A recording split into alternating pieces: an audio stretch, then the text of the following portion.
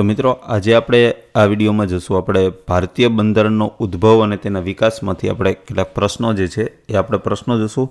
હવે મિત્રો આપણે આ સિરીઝની અંદર હવે તમામ પ્રકારના જે ટોપિક વાઇઝ પ્રશ્નો હશે સોલ્યુશન સાથે, બરાબર. તો આજે એવા 25 પ્રશ્નો આપણે જોશું. ડેલી તમને 25 પ્રશ્નો મળશે જેને સોલ્યુશન સાથે હશે. તમે ઇઝીલી તેને સોલ્વ પણ કરી શકશો અને તમને આઈડિયા પણ આવશે. તો સૌથી પહેલો પ્રશ્ન છે, બ્રિટિશ સંસદના કયા કાયદાએ ભારતમાં વેપાર પર ઈસ્ટ ઇન્ડિયા કંપનીની એકાધિકાર નાબૂદ કર્યો હતો? તો તેની અંદર જવાબ આવશે ચાર્ટર એક્ટ ઓફ 1813. તો મિત્રો આપણે કાલે જ જોયો તો ચાર્ટર એક્ટ 1813. એમાં શું હતું? તો કંપનીનો ભારતમાં વેપાર કરવાનો અધિકાર સમાપ્ત થયો. ફક્ત ચા અને ચીન સાથે વેપાર કરવા તથા કર ઉઘરાવવાની સત્તા માટે બીજા 20 વર્ષની પરવાનગી આપી હતી, બરાબર. આ આપણે જોયું હતું. એનું કારણ શું હતું? કારણ કે નેપોલિયને યુરોપિયન બંદર બંધ કર્યા હતા. ત્યાર પછી બીજી જોગવાઈ હતી, કંપનીના શેરધારકોને ભારતીય રાજસ્વ એટલે કે ભારતીય જે ફંડ હતું એ ફંડમાંથી 10.5% ડિવિડન્ડ આપવામાં આવશે, એવી પણ આમાં જોગવાઈ કરવામાં આવી હતી. ત્યાર પછી ખ્રિસ્તી મશીનરીઓને ભારતમાં ધર્મ પ્રચાર કરવાની સ્વતંત્રતા આપવામાં આવી હતી. ત્યાર પછી ભારતમાં શિક્ષણ, સાહિત્ય, કળા અને વિજ્ઞાન વગેરે માટે વાર્ષિક 1 લાખ રૂપિયા અનામત રાખવાની જોગવાઈ કરવામાં આવી હતી, પરંતુ તેનો અમલ થયો ન હતો. માત્ર તેની જોગવાઈ જ કરવામાં આવી હતી, બરાબર. આ આપણે કાલે ચાર્ટર એક્ટ 1813માં જોયું હતું. ત્યાર પછી બ્રિટિશ સરકાર કંપનીની મદદ અથવા તો સંમતિ વિના કોઈ પણ ભારતીય વિસ્તાર પોતાના હસ્તક રાખી શકે. આમ ભારતીય ક્ષેત્રને બ્રિટિશ શાસનમાં પ્રથમ વખત બંધારણીય રીતે વ્યાખ્યાયિત કરવામાં આવ્યું હતું, બરાબર. તો આમાં પ્રશ્ન શું હતો? બ્રિટિશ સંસદના કયા કાયદાએ ભારતમાં વેપાર પર ઈસ્ટ ઇન્ડિયા કંપનીનો જે એકાધિકાર હતો તેને નાબૂદ કર્યો હતો, બરાબર. તો તેમાં ચાર્ટર એક્ટ 1813 આવશે, એટલે બીજો ચાર્ટર એક્ટ, બરાબર. તો આ મિત્રો યાદ રાખવાનું કે આ ચાર્ટર એક્ટની અંદર એકાધિકાર નાબૂદ કરવામાં આવ્યો હતો. બીજી જોગવાઈ, મુખ્ય જોગવાઈ શું હતી? તો કે 10.5% ડિવિડન્ડ આપવામાં આવ્યું હતું કંપનીના શેરધારકોને, એ પણ ભારતીય ફંડમાંથી. ત્યાર પછી શિક્ષણ, સાહિત્ય, કળા, વિજ્ઞાન ક્ષેત્રે 1 લાખ રૂપિયાની શિષ્યવૃત્તિ આપવા માટે અનામત રાખવા માટેની જોગવાઈ કરવામાં આવતી, પરંતુ તેનો અમલ થયો ન હતો. અને ત્યાર પછી બ્રિટિશ સરકાર કોઈ કંપનીની મદદ અથવા તો સંમતિ વગર કોઈ પણ ભારતીય વિસ્તાર પોતાના હસ્તક રાખી શકે છે. આ તેની મુખ્ય જોગવાઈ હતી ચાર્ટર એક્ટ 1813ની. ત્યાર પછી બીજો પ્રશ્ન જોઈએ કે 31 ડિસેમ્બર 1600માં ઈસ્ટ ઇન્ડિયા કંપનીએ મહારાણી એલિઝાબેથ પ્રથમ પાસેથી શાહી પરવાનો મેળવી કેટલા વર્ષ માટે ભારત તથા દક્ષિણ પૂર્વ એશિયામાં વેપાર કરવાની પરવાનગી મેળવી હતી? તો કેટલા વર્ષ માટે આ પરવાનગી મેળવી હતી? તો ઓપ્શન એ જવાબ આવશે 15 વર્ષ માટે. જોઈએ તેનું સોલ્યુશન શું જોગવાઈ હતી? તો કે 22 સપ્ટેમ્બર 1599માં બ્રિટિશ સંસદે એક ખરડો પસાર કર્યો અને ભારત તેમજ પૂર્વના દેશો સાથે વેપાર કરવા માટે ઈસ્ટ ઇન્ડિયા કંપનીની સ્થાપના કરવામાં આવી. તો મિત્રો એવું પૂછે કે ઈસ્ટ ઇન્ડિયા કંપનીની સ્થાપના ક્યારે કરવામાં આવી હતી? તો 22 સપ્ટેમ્બર 1599ના રોજ. ત્યાર પછી 31 ડિસેમ્બર 1600માં ઈસ્ટ ઇન્ડિયા કંપનીએ મહારાણી એલિઝાબેથ પ્રથમ પાસેથી શાહી પરવાનો મેળવી 15 વર્ષ માટે ભારત તથા દક્ષિણ પૂર્વ એશિયામાં વેપાર કરવાની પરવાનગી મેળવી હતી. ત્યાર પછી 1613માં અંગ્રેજોએ પોતાની પ્રથમ કોઠી સુરતમાં સ્થાપી હતી અને સર થોમસ રોએ જહાંગીર પાસેથી પરવાનો મેળવ્યો હતો, બરાબર. સૌપ્રથમ જહાંગીરે પરવાનગી આપી હતી સર થોમસ રોને વેપારી કોઠી સ્થાપવા માટે. કઈ જગ્યાએ? તો આપણા ગુજરાતની અંદર સુરત ખાતે.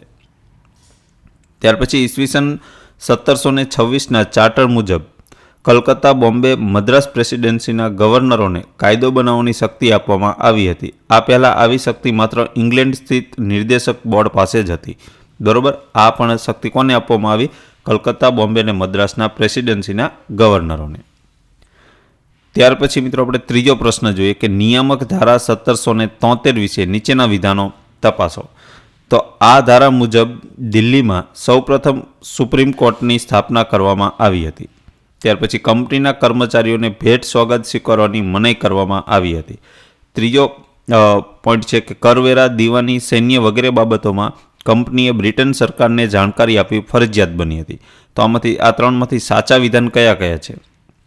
તો મિત્રો સાચો જવાબ આવશે ઓપ્શન સી, એટલે કે બીજું અને ત્રીજું. બીજું ને ત્રીજું શું છે? તો આપણે જોઈએ કે બીજું ને ત્રીજું છે કંપની કંપનીના કર્મચારીઓને ભેટ સોગાદ સ્વીકારવાની મનાઈ કરવામાં આવી હતી. બરોબર, નિયામક ધારા 1773 આપણે જોયું હતું કાલે. ત્યાર પછી કરવેરા, દીવાની, સૈન્ય વગેરે બાબતોમાં કંપનીએ બ્રિટન સરકારને જાણકારી આપવી ફરજિયાત બની હતી. બરાબર, આ બે સાચા છે. પહેલું છે, આ ધારા મુજબ દિલ્હીમાં સૌપ્રથમ સુપ્રીમ કોર્ટની સ્થાપના કરવામાં આવી હતી, તો એ વસ્તુ ખોટી છે. દિલ્હીમાં નહીં, સૌપ્રથમ સુપ્રીમ કોર્ટની સ્થાપના તો કરવામાં આવી હતી ક્યારે? 1774માં કલકત્તા ખાતે. બરાબર, એમાં એક જજ હતા અને તેના સહાયકમાં બીજા 2 જજ હતા. બરાબર, કાલે આપણે તેના નામ પણ જોયા હતા. નીચે જો તમને નામ યાદ હોય તો કમેન્ટ કરજો, ન યાદ હોય તો કાલનો વિડીયો જોઈ લીજો. બરાબર, કાલના લેક્ચરમાં આપણે આ વસ્તુ આપણે સમજાવેલી છે. જોઈએ હવે તેની ડિટેલ. તો કે આ અધિનિયમ અંતર્ગત બ્રિટિશ સરકાર દ્વારા ભારતમાં પ્રથમવાર કંપનીના શાસન માટે લેખિત સંવિધાન રજૂ કરવામાં આવ્યું હતું. જો મિત્રો યાદ રાખજો, આ અધિનિયમ અંતર્ગત બ્રિટિશ સરકાર દ્વારા, કોના દ્વારા? બ્રિટિશ સરકાર દ્વારા ભારતમાં પ્રથમવાર કંપનીના શાસન માટે લેખિત બંધારણ રજૂ કરવામાં આવ્યું હતું. તેના દ્વારા ભારતમાં કેન્દ્રીય વહીવટનો પાયો નાખવામાં આવ્યો હતો, એ પણ આપણે કાલે જોયું હતું. બરાબર, આ કાયદાથી ભારતમાં કંપનીના શાસન ઉપર બ્રિટિશ સંસદીય નિયંત્રણની શરૂઆત થઈ હતી. અને આ ધારાની મુખ્ય જોગવાઈઓ શું હતી? તો કે પ્રથમ વખત કંપનીના રાજકીય અને વહીવટી કાર્યોને માન્યતા આપવામાં આવી હતી. પહેલાં કંપની પાસે માત્ર કે શું કામ હતું? તો કે વેપાર કરવાનું જ કામ હતું. ત્યાર પછી તેનું રાજકીય કામ આવ્યું, પછી વહીવટી કામ આવ્યું, તો તેની માન્યતા પણ આપણે આ ધારા અંતર્ગત આપવામાં આવી હતી. હવે જો મિત્રો આપણે ઈસવીસન 1774માં કલકત્તામાં સુપ્રીમ કોર્ટની સ્થાપના કરવામાં આવી હતી, જેના મુખ્ય ન્યાયાધીશ કોણ હતા? સર એલિઝા ઇમ્પે હતા. અને જેમાં એક મુખ્ય ન્યાયાધીશ અને 3 અન્ય ન્યાયાધીશોનો સમાવેશ થાય છે. કયા 3 હતા? તો મિત્રો કાલના લેક્ચરમાં આપણે કીધું હતું, તમે કાલનો લેક્ચર જોઈ લીજો, અને જો જોઈ લીધો હોય તો નીચે આ 3 ન્યાયાધીશનો કમેન્ટ જરૂર કરજો. બરાબર, ત્યાર પછી કંપનીના કર્મચારીઓને ભેટ સોગાદો સ્વીકારવાની મનાઈ કરવામાં આવી હતી.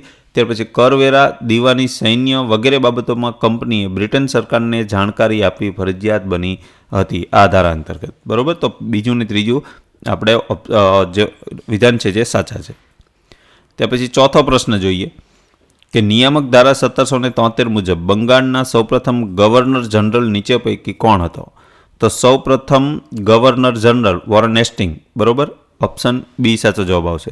તો ઓપ્શન બીમાં શું કે નિયામક ધારા 1773 મુજબ બંગાળના ગવર્નર જનરલ તરીકે નિયુક્ત કરવામાં આવ્યા હતા, જે સૌપ્રથમ ગવર્નર જનરલ વોરન હેસ્ટિંગ બન્યા હતા.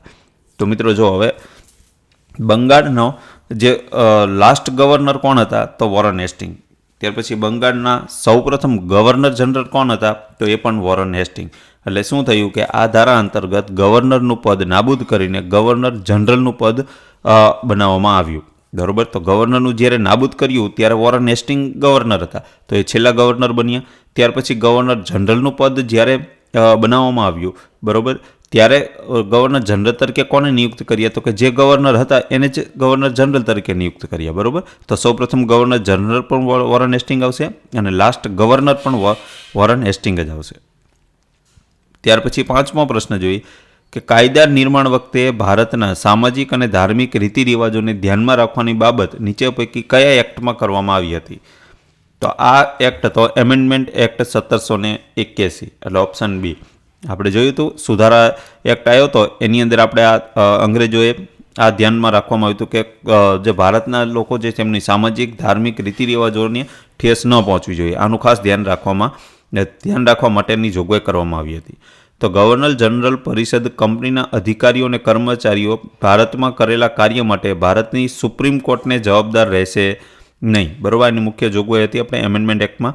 અને એવી જોગવાઈ એમેન્ડમેન્ટ એક્ટ 1781માં આપણે જે કરી હતી. બરાબર, આ ઉપરાંત કાયદા નિર્માણ વખતે ભારતના સામાજિક અને ધાર્મિક રીતિ રિવાજોને ધ્યાનમાં રાખવાની જોગવાઈ પણ અહીં કરવામાં આવી છે. બરાબર, એટલે આપણે જે એમેન્ડમેન્ટ એક્ટમાં જે ભારતના લોકોનો સામાજિક ધાર્મિક રીતિ રિવાજોને ઠેસ ન પહોંચે એનું પણ ધ્યાન રાખવા માટેની જોગવાઈ અહીંયા કરવામાં આવી હતી. ત્યાર પછી 6થો પ્રશ્ન, કંપનીના વ્યાપારિક અને રાજનૈતિક કાર્યને અલગ કરવામાં આવે એવી જોગવાઈ નીચે પૈકી કયા ધારામાં કરવામાં આવી હતી?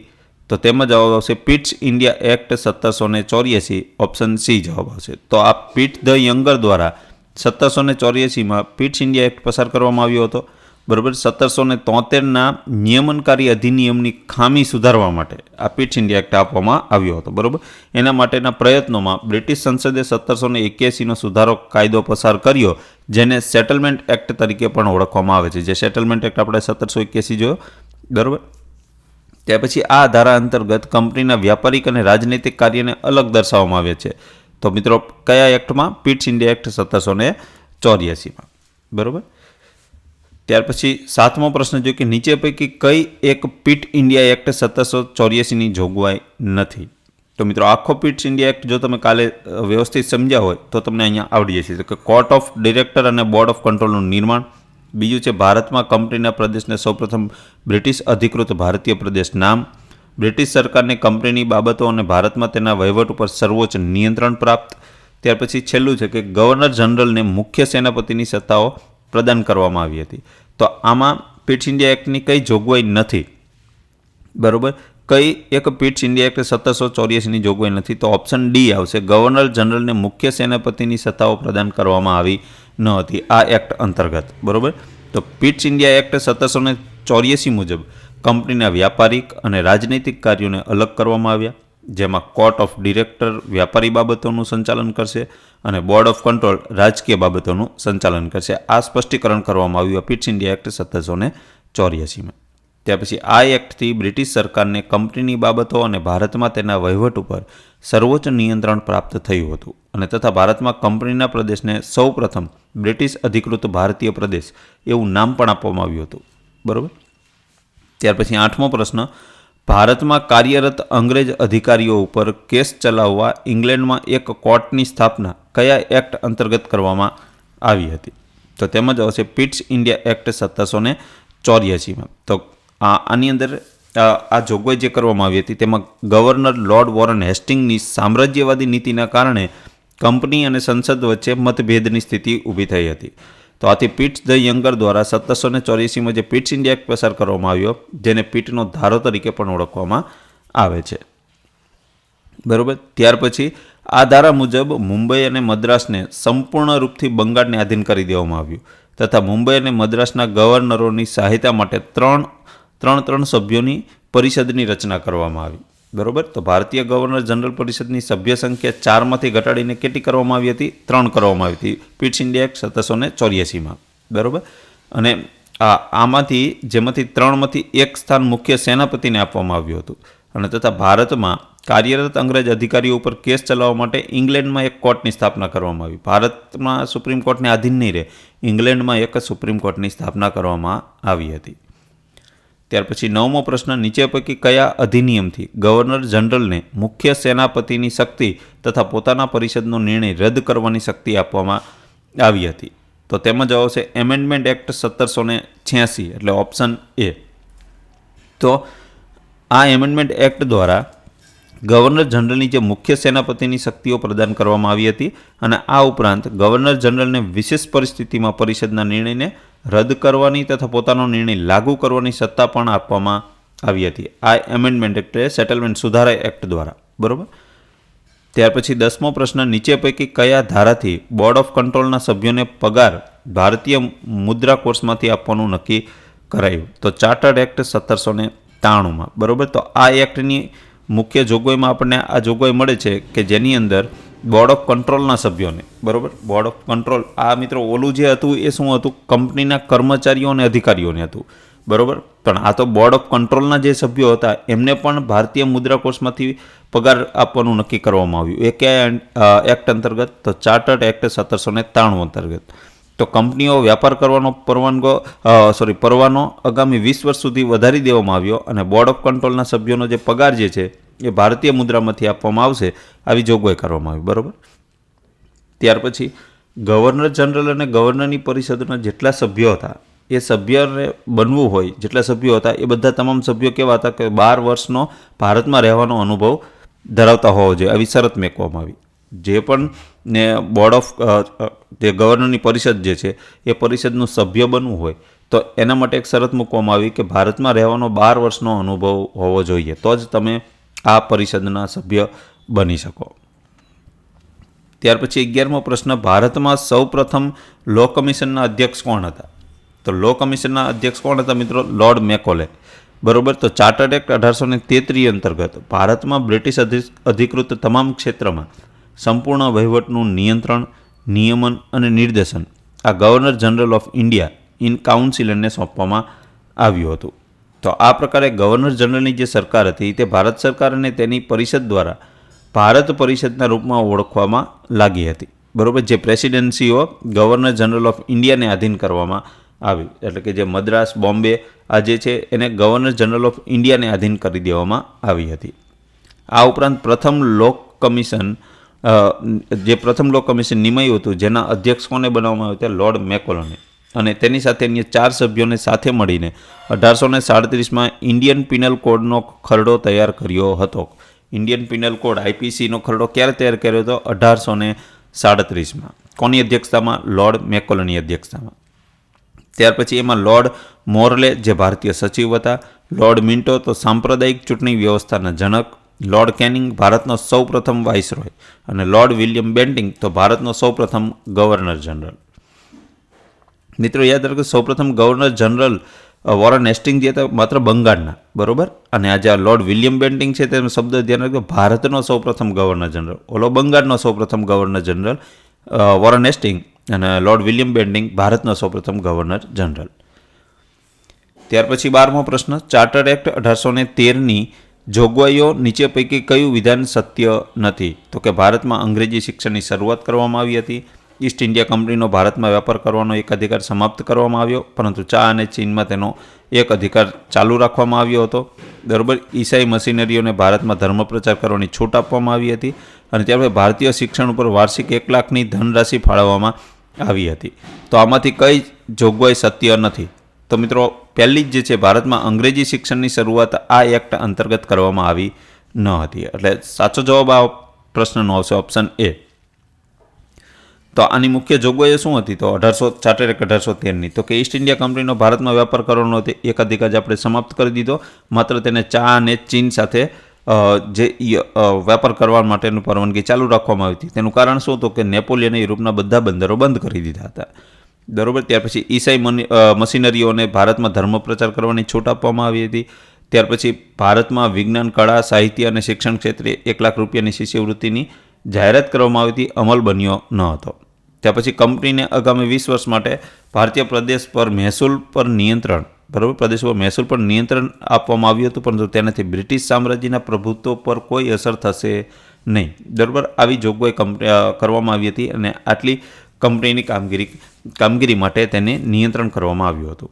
તો મિત્રો ચાર્ટર્ડ એક્ટ જે છે તે કંપનીને અગાઉની 20 વર્ષ માટે પરમિશન આપવા માટે જ આ ચાર્ટર્ડ એક્ટ બનાવવામાં આવે છે, પણ સાથે સાથે તેની અન્ય જોગવાઈઓ પણ તેની ઉપર કરવામાં આવે છે, તેના પર વધારેમાં વધારે નિયંત્રણ આપવામાં આવે છે. ત્યાર પછી 13મો પ્રશ્ન, નીચેના પૈકી કયા કાયદાથી ભારતમાં દાસ પ્રથાની સમાપ્તિ કરવામાં આવી? તો ભારતમાં દાસ પ્રથાની સમાપ્તિ કયા એક્ટ અંતર્ગત કરવામાં આવી હતી? તો ચાર્ટર્ડ એક્ટ 1833માં. આ જોગવાઈ કેમાં છે? ચાર્ટર્ડ એક્ટ 1833માં. તો અન્ય જોગવાઈ જે છે, ભારતમાં અંગ્રેજી શિક્ષણ પદ્ધતિની શરૂઆત થઈ 1833માં. યાદ રાખજો, ક્યારે થઈ? 1833માં. ભારતમાં સરકારનું દરેક ક્ષેત્રે કેન્દ્રીકરણ થવાની શરૂઆત થઈ 1833માં.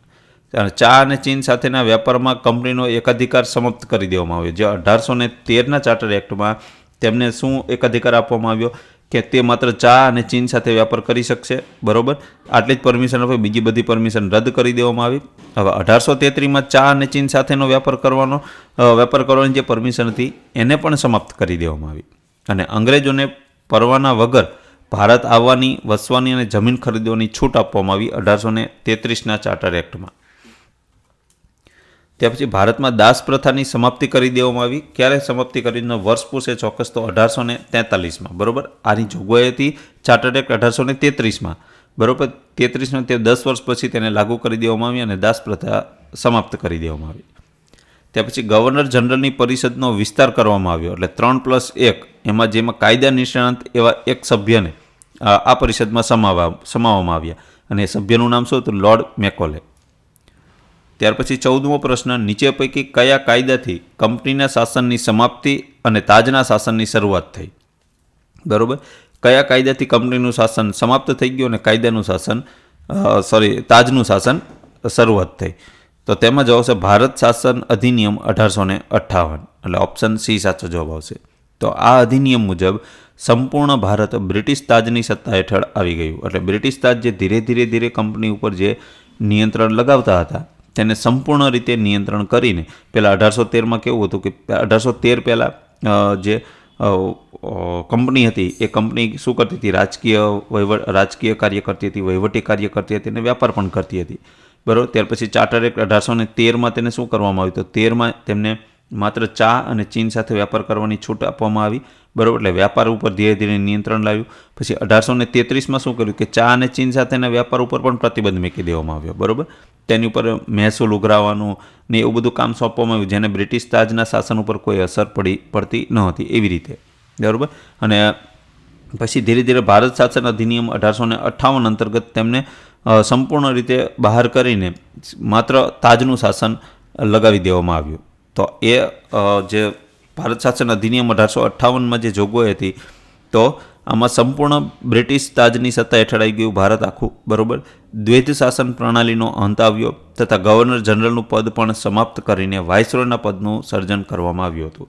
હવે મિત્રો આમાં યાદ રાખજો, જ્યારે કંપનીનું શાસન આવે ત્યારે તેમાં ગવર્નર જનરલ એવા પદો આવે, બરાબર. તો ગવર્નરમાંથી ગવર્નર જનરલ બનાવવામાં આવ્યા હતા, બરાબર. 1773ના આપણે અધિનિયમમાં જોઈએ, નિયામક ધારામાં, બરાબર. અને હવે કંપનીનું શાસન સમાપ્ત થઈ ગયું, હવે તાજનું શાસન આવ્યું. તો તાજનું શાસનમાં ગવર્નર જનરલ એવા તમામ પદોને જે સમાપ્ત કરીને નવા પદના નામ તરીકે આવ્યું વાઇસરોય, બરાબર. તો હવે જે આવશે એ બધા વાઇસરોય આવશે. અને 1 નવેમ્બર 1858 મહારાણી વિક્ટોરિયાના આ જાહેરનામાને શિક્ષિત ભારતીયોએ પોતાના અધિકારોનું મેગ્ના કાર્ટા કહ્યું હતું, બરાબર. તો આ જાહેરનામાને શિક્ષિત ભારતીયોએ શું કહ્યું હતું? તેને મેગ્ના કાર્ટા. ત્યાર પછી 15મો પ્રશ્ન જોઈએ કે નીચે પૈકી કયા અધિનિયમથી ભારતની શાહી વિધાન પરિષદનો પાયો નાખવામાં આવ્યો હતો કે જેને ભારતની સૌપ્રથમ નાની સંસદ કહેવાય છે? તો તેમાં જવાબ આવશે ચાર્ટર્ડ એક્ટ 1853, ઓપ્શન એ જવાબ આવશે. તો કેમ એમ કહેવામાં આવે છે? તો તેની જોગવાઈ શું હતી? તો કે આ અંતિમ ચાર્ટર્ડ એક્ટ હતો જેનાથી ભારતીય વહીવટી તંત્રમાં મહત્વપૂર્ણ પરિવર્તનો આવ્યા હતા. અંતિમ ચાર્ટર્ડ એક્ટમાં આ અધિનિયમ અંતર્ગત ગવર્નર જનરલની વિધાન પરિષદમાં કુલ સભ્ય સંખ્યા 12 થઈ હતી. અને આ ભારતીય કેન્દ્રીય ધારાકીય પરિષદ કહેવાય છે કે જે ભારત માટે એક સંસદ જેવી હતી, જેના ગવર્નર જનરલની 12 સભ્યોની પરિષદમાં 6 ધારાકીય સભ્યો રાખવામાં આવ્યા હતા, અને જેમાંથી 4ની ચૂંટણી બંગાળ, મદ્રાસ, બોમ્બે અને આગ્રાની પ્રાંતીય સરકારો દ્વારા કરવામાં આવી હતી. અને આ રીતે સૌપ્રથમ પ્રાદેશિક પ્રતિનિધિત્વના સિદ્ધાંતને ભારતમાં અમલમાં મૂકવામાં આવ્યો હતો. એટલે મિત્રો, આ જે વિધાન પરિષદ હતી તેમાં 12 સભ્યો હતા, 12માંથી 6 સભ્યો તે ધારાકીય સભ્યો હતા, અને આ 6માંથી 4ની જે ચૂંટણી જે છે તે પ્રાંતીય સરકારો પાસેથી તેના પ્રતિનિધિત્વ કરે, એટલે કે બંગાળ, મદ્રાસ, બોમ્બે અને આગ્રા પ્રાંત જે છે તેમાંથી આ 4 સભ્યો ચૂંટાઈને આ પરિષદમાં સ્થાન મેળવતા હતા, બરાબર. તો આ પ્રતિનિધિત્વ જે છે, પ્રાદેશિક પ્રતિનિધિત્વનો સિદ્ધાંત જે રહ્યો એ ચાર્ટર્ડ એક્ટ 1853થી અસ્તિત્વમાં આવ્યો, બરાબર. ત્યાર પછી સિવિલ સેવકોની ભરતી માટે ખુલ્લી પરીક્ષાની શરૂઆત કરવામાં આવી, એટલે સ્પર્ધાત્મક પરીક્ષાની શરૂઆત કરવામાં આવી સિવિલ સેવકો માટે. અને આ માટે 1854માં મેકોલે સમિતિની રચના કરવામાં આવી હતી. ત્યાર પછી કોર્ટ ઓફ ડિરેક્ટરની સંખ્યા 24માંથી ઘટાડીને 18 કરી દેવામાં આવી હતી. ત્યાર પછી 16મો પ્રશ્ન જોઈએ કે નીચે પૈકી કયા અધિનિયમથી પોર્ટફોલિયો પદ્ધતિ અમલમાં આવી હતી? તો પોર્ટફોલિયો પદ્ધતિ કયા અધિનિયમથી અમલમાં આવી હતી? તો ભારત પરિષદ અધિનિયમ 1861, બરાબર, ઓપ્શન બી. તો ઈસવીસન 1859માં લોર્ડ કેનિંગ દ્વારા શરૂ કરવામાં આવેલ પોર્ટફોલિયો પદ્ધતિ કોને શરૂ કરી હતી? લોર્ડ કેનિંગ દ્વારા, બરાબર. આ પદ્ધતિની માન્યતા ભારતીય પરિષદ અધિનિયમ 1861માં આપવામાં આવી હતી. આ ઉપરાંત આ અધિનિયમની અન્ય જોગવાઈઓ નીચે મુજબ છે, જેમાં વાઇસરોયને વટહુકમ બહાર પાડવાની સત્તા પણ આપવામાં આવી હતી.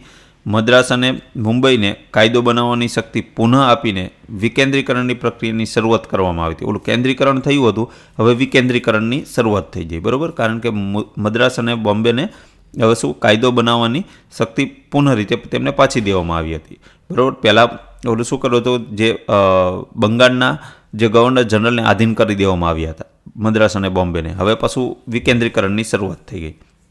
ત્યાર પછી કાયદો બનાવવાની પ્રક્રિયામાં ભારતીય પ્રતિનિધિઓને સમાવવાની શરૂઆત પણ કરવામાં આવી. જ્યારે કાયદો બનાવે ત્યારે ભારતીય પ્રતિનિધિઓને પણ તે કાયદાની સમિતિમાં સમાવેશ કરી દેવામાં આવ્યો હતો.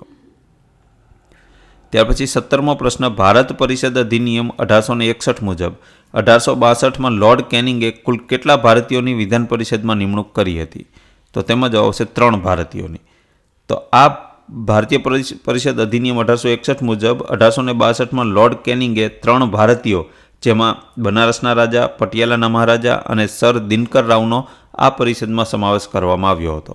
આ સભ્યોને માત્ર કાયદો બનાવવા સમયે જ ચર્ચામાં ભાગ લેવાનો હતો અને મતદાન કરવાનો અધિકાર હતો, અન્ય બાબતોમાં નહીં. એટલે આ 3 સભ્યોની જે નિમણૂક આપવામાં આવી હતી તે માત્ર શેમાં તેમનો અધિકાર હતો કે માત્ર ને માત્ર કાયદો બનાવવા માટે. એ ચર્ચામાં ભાગ લઈ શકે ને મતદાન પણ કરી શકે. બીજી કોઈ બાબતમાં તે ભાગ પણ ન લઈ શકે ને મતદાન પણ ન કરી શકે. ત્યાર પછી બંગાળ, પંજાબ અને નોર્થ વેસ્ટર્ન પ્રોવિન્સ માટે નવી ધારકીય પરિષદો રચના કરવામાં આવી હતી. ત્યાર પછી 18મો પ્રશ્ન જોઈએ કે કાયદો 3 1872 શું હતો? તો કાયદો 3 જે છે એ 1872 શું હતો? તો કે સામાજિક સુધારણા અધિનિયમ. તે શું હતો? સામાજિક સુધારણા અધિનિયમ. તો આ અધિનિયમ 3 1872 એ સામાજિક સુધારણા કાયદો હતો. બરાબર. ઇન્ડિયા એક્ટ 3 1872ને સ્પેશિયલ મેરેજ એક્ટ તરીકે પણ ઓળખવામાં આવે છે અને 2 માર્ચ 1872ના રોજ આ કાયદાને પસાર કરવામાં આવ્યો હતો. ત્યાર પછી 19મો પ્રશ્ન જોઈએ કે ભારતીય પરિષદ અધિનિયમ 1892ની મુખ્ય જોગવાઈ ચકાસો. તો તેમાં 4 વિધાન છે. સૌપ્રથમ વિધાન છે, સૌપ્રથમ ચૂંટણી વ્યવસ્થાની શરૂઆત, પરંતુ અધિનિયમમાં ચૂંટણી શબ્દ વાપરવામાં આવ્યો ન હતો. બીજું, વિધાન પરિષદને બજેટ પર ચર્ચા કરવા અને કારોબારીને પ્રશ્નો પૂછવાની છૂટ આપવામાં આવી હતી.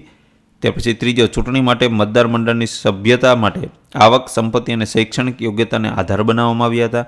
અને ચોથું છે, ભારતમાં પ્રથમવાર અલગ ચૂંટણી વ્યવસ્થાની શરૂઆત કરવામાં આવી હતી. તો આમાંથી સત્ય કયા છે? તો તેમાં જવાબ આવશે માત્ર એક, બે સત્ય છે, એટલે એક અને બીજું. બરાબર, ઓપ્શન એ આવશે. પહેલું અને બીજું આ જે બે છે તે સત્ય છે. તો પહેલું અને બીજું શું છે? તો કે સૌપ્રથમ ચૂંટણી વ્યવસ્થાની શરૂઆત કરવામાં આવી, પણ અધિનિયમમાં કે ચૂંટણી શબ્દ વાપરવામાં નહોતો આવ્યો. ત્યાર પછી વિધાન પરિષદને બજેટ પર ચર્ચા કરવા અને કારોબારીને પ્રશ્નો પૂછવાની છૂટ આપવામાં આવી હતી. આ બંને સત્ય છે.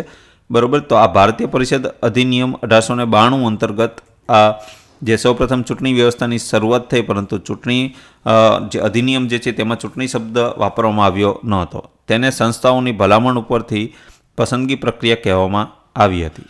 પ્રાંતીય પરિષદના બિનસરકારી સભ્યો નગરપાલિકા, જિલ્લા બોર્ડ, વિશ્વવિદ્યાલય અને વાણિજ્ય મંડળો દ્વારા છૂટાવવા લાગ્યા હતા. બરાબર. હવે આ અધિનિયમનું નિર્માણ વિધાન પરિષદોના વિસ્તાર અને તેનું વધુ શક્તિશાળી બનાવવા માટે કરવામાં આવ્યું હતું. તો આ અધિનિયમનું નિર્માણ શાના માટે કરવામાં આવ્યું હતું? તો કે પરિષદનો જે વિસ્તાર છે તેને વધુ શક્તિશાળી બનાવવા માટે. હવે વિધાન પરિષદને બજેટ ઉપર ચર્ચા કરવા અને કારોબારીને પ્રશ્ન પૂછવાની છૂટ આપવામાં આવી હતી. બરાબર. કયા અધિનિયમ અંતર્ગત? ભારતીય પરિષદ અધિનિયમ 1892 અંતર્ગત. ત્યાર પછી કેન્દ્રીય વિધાન પરિષદમાં વાઇસરોય અને પ્રાંતીય વિધાન પરિષદમાં ગવર્નર દ્વારા ગેરસરકારી સભ્યોની નિમણૂક વિવિધ સંસ્થાઓની ભલામણ દ્વારા કરવામાં આવી હતી. ત્યાર પછી ઈસવીસન 1906માં કોંગ્રેસે અધિવેશનમાં સ્વરાજને અંતિમ લક્ષ્ય જાહેર કર્યું હતું તથા મુસ્લિમ લીગની સ્થાપના પણ આ જ સમયમાં થઈ હતી. ત્યાર પછી 20મો પ્રશ્ન જોઈએ કે નીચે આપેલી ઘટનાઓને તેમની સાલવારીના યોગ્ય ક્રમમાં ગોઠવો. તો તેમાંથી કયો ક્રમ સાચો બનશે? તો પહેલું છે મુસ્લિમ લીગની સ્થાપના, દેશમાં સૌપ્રથમ પ્રત્યક્ષ ચૂંટણી વ્યવસ્થાની શરૂઆત, ભારતમાં અંગ્રેજી શિક્ષણની શરૂઆત અને સિવિલ સેવકોની ભરતી માટે ખુલ્લી સ્પર્ધાત્મક પરીક્ષા. બરાબર. તો આને સાલવારીના ક્રમમાં ગોઠવીએ. બરાબર. તો કેવી રીતે આવશે? તો તેનો જવાબ આવશે આપણે સૌથી પહેલો છે ભારતમાં અંગ્રેજી શિક્ષણની શરૂઆત થઈ. ત્યાર પછી સિવિલ સેવકોની ભરતી માટે ખુલ્લી સ્પર્ધાત્મક પરીક્ષામાં રાખવામાં આવી. ત્યાર પછી મુસ્લિમ લીગની સ્થાપના કરવામાં આવી અને ત્યાર પછી છેલ્લું આવશે દેશમાં સૌપ્રથમ પ્રત્યક્ષ ચૂંટણી વ્યવસ્થાની શરૂઆત. એટલે ઓપ્શન સી જવાબ આવશે 3, 4, 1, 2.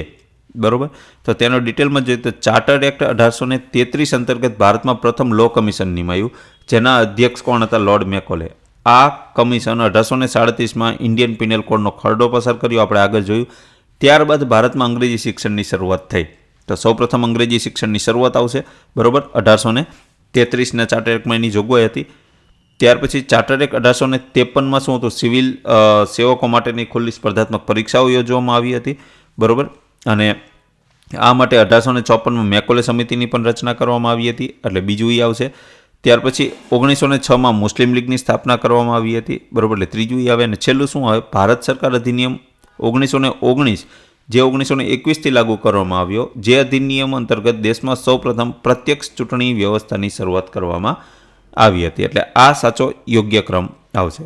તો મિત્રો આપણે આજે 20 પ્રશ્ન સુધી રાખીએ, 25 પ્રશ્ન નથી લેવા કારણ કે બહુ લેન્થી છે, બરાબર. વિડીયો લેક્ચર મોટો થઈ જાય, બરાબર, તો એ મજા ન આવે જોવાની. તો 20 પ્રશ્ન સુધી રાખીએ. કાલે ફરીથી પાછા આપણે બીજા નવા પ્રશ્ન આગળ આપણે કન્ટિન્યુ કરશું, જે તમને મિત્રો હું તમને ગેરંટી આપું છું કે આ પ્રશ્ન તમે તૈયાર કરશો. દર ટોપિક વાઇઝ પ્રશ્નો છે, બરાબર. આ પ્રશ્ન તૈયાર કરશો એટલે બંધારણમાં લગભગ તમારા માટે બધું જ કવર થઈ જશે. તો આ સિરીઝને કન્ટિન્યુ ફોલો કરતા રહો, ચેનલને સબસ્ક્રાઈબ કરી દો અને આ વિડીયોને મિત્રો શેર કરવો ભૂલતા નહીં, જેથી કરીને જે પણ મિત્રો તૈયારી કરે છે તેમના સુધી યોગ્ય મટીરિયલ આ પહોંચી શકે. આ તમને ખૂબ જ મદદરૂપ થશે આ મટીરિયલ, બરાબર. તો ચલો મિત્રો, આ લેક્ચરને આપણે અહીંયા પૂરો કરીએ. જય હિન્દ.